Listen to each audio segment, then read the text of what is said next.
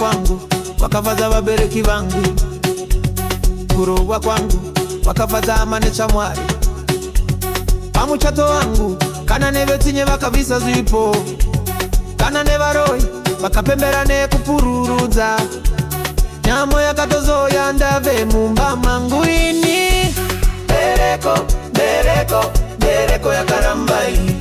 Bereko, bereko, bereko yakaramba iyi.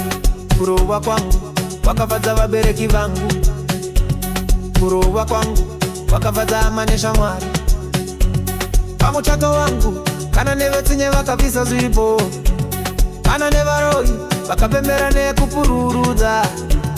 Nyamo yakatozoya ndave mumba mangu ini.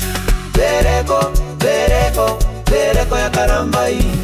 Bereko, bereko, bereko yakaramba iyi. Ndakaenda kumadhokotera kundotariswa, dhokotera akati hapana chakaipa kwauri. Bereko, bereko, bereko yakaramba, asi bereko, bereko, bereko yakaramba iyi. Ndakananga kwakudhobori kundozvitsvaga ini. Aiwa apa ndipo pandakasarenda ini. Kana nepekutangirawo ndakapashaya ini. Ndakabva ndaziva kuti imba yangu yapararari. Mukupenyu ukandife ndakakanga mwana mumaoko.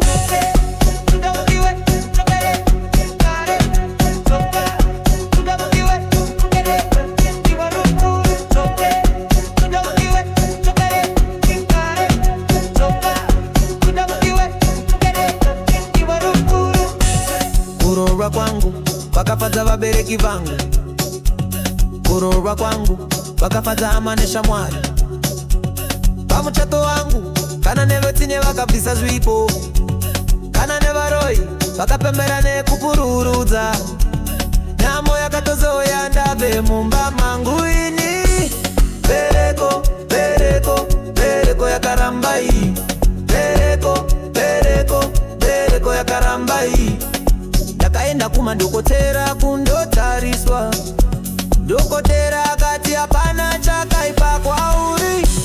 Bereko, bereko, bereko yakaramba, asi bereko, bereko, bereko yakaramba iyi.